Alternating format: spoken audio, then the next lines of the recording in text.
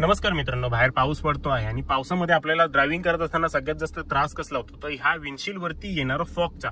Windshield वरती आतून देखील फॉग येतो, बाहेरच्या बाजूने देखील फॉग येतो, परंतु दोघांची कारणं जी आहेत ती वेगवेगळी असतात. आतून फॉग कशामुळे येतो? आतून फॉग जो येतो तो येतो आतमधील टेम्परेचर बाहेरच्या टेम्परेचर पेक्षा जेव्हा गरम होतं त्यावेळेला आपल्या शरीरातून जी निघणारी वाफ आहे, आपण गाडीत बसल्यावरच तसं होतं, तुम्ही पाहिलेलं असेल, आपल्या शरीरातून निघणारी वाफ इथे याच्यावरती जाऊन चिटकते आणि सगळीकडे तुम्हाला हे फॉग जे आहे ते दिसायला लागतं, जसे की माझ्या आता विंडस्क्रीन वरती आहे.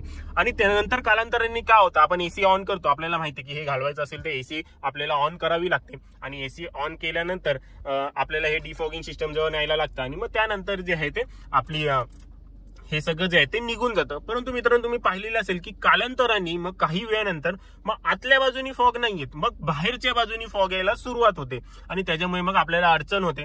समोर जर आला तर वायपर आपण अशी ऑन करतो आणि मग तो फॉग जो आहे तो काढून टाकतो, परंतु ह्या भागाजवळ देखील मग फॉग यायला सुरुवात होते. मग मागची विंडशील्ड देखील मग फॉगनी भरते, कधी कधी मागील जी एकदम विंडशील्ड आहे ती देखील भरते, विंडोज देखील पूर्ण फॉगनी भरतात. तर तसं का होतं मित्रांनो? तसं का होतं? मग त्यावेळेला गाडीचा आतील टेम्परेचर जो आहे तो खूप जास्त थंड असतो आणि बाहेरील टेम्परेचर जो आहे तो गरम होतो. का तर पाऊस बंद झालेला असतो किंवा पाऊस कमी झालेला असतो आणि मग अशा वेळेला बाहेरच्या बाजूनी फॉग यायला सुरुवात होते. तर तुम्हाला मित्रांनो मी एक सेटिंग अशी सांगणार आहे, जी तुम्ही एसीची सेटिंग ठेवाल तर ना मग आतल्या बाजूनी फॉग येईल ना मग बाहेरच्या बाजूनी फॉग येईल. ती सेटिंग फक्त आपल्याला पावसाळ्यामध्ये वापरायची आहे, मग तुम्हाला काही त्रास होणार नाही, ना आतल्या फॉगचा होईल ना बाहेरच्या फॉगचा होईल. काय इझी प्रोसेस आहे. जर खूप जास्त असा फॉग आलेला असेल तर आपल्याला माहिती आहे काय करतो आपण, हे जे आहे ते असं इथे याच्याजवळ डिफॉगिंग सिस्टम जवळ फिरवतो आणि नंतर मग काय करतो आपण, जे आहे ते एसी ऑन करतो. एसी ऑन केली तर बघा हा जो आहे तो हळूहळू जायला सुरुवात होईल. हा पहा, इथून खालून जो आहे तो क्लिअर व्हायलाच लागलेला आहे या बाजूला. हा पहा, हा हळूहळू क्लिअर होईल, तिकडचं देखील क्लिअर होईल आणि हे देखील इथे लगेच झाली देखील क्लिअर. ही पहा, फक्त ह्या बाजूला आहे थोडस. ही पहा, ही संपूर्ण विंडशील्ड जी आहे ती क्लिअर झाली. परंतु जर मी असंच ठेवलं खूप वेळ, जर हे मी ह्याच्या जवळच ठेवलं तर त्यानंतर मग बाहेरच्या बाजूनी फॉग यायला सुरुवात होईल. त्यामुळे मी काही वेळ जे आहे ते असंच ठेवतो, मग तुम्हाला समजून येईल. तर मित्रांनो ही पहा, आता बाहेरच्या बाजूनी फॉग आले. हे पहा, मी हात लावतो, हे पहा, ही बाहेरच्या बाजूनी फॉग आलेला. आपण काय ड्रायव्हिंग करत राहतो, आपल्याला लक्षात राहत नाही. तर आपल्याला काय सेटिंग करायची आहे, हे जेव्हा समोरील जर आतल्या बाजूचा फॉग निघून गेला तर आपल्याला आठवणीने हे पुन्हा आपल्या फेसिंग तोंडाजवळ आणायची आहे.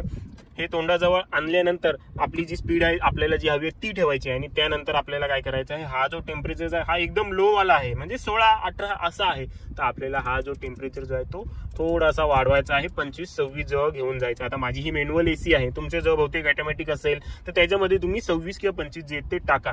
हा बाहेरच्या बाजूने फॉग का आला? आता कारण की आतील टेम्परेचर खूप जास्त थंड झालं आणि बाहेरील टेम्परेचर त्यापेक्षा गरम आहे. पाऊस जो आहे तो रिमझिम रिमझिम पडतोय, जोरदार नाही पडत आहे आणि बाहेरील टेम्परेचर गरम झालं, त्यामुळे बाहेरच्या बाजूने फॉग आला. आता बघा मी वायपर चालवतो, बघा निघून गेला सगळा.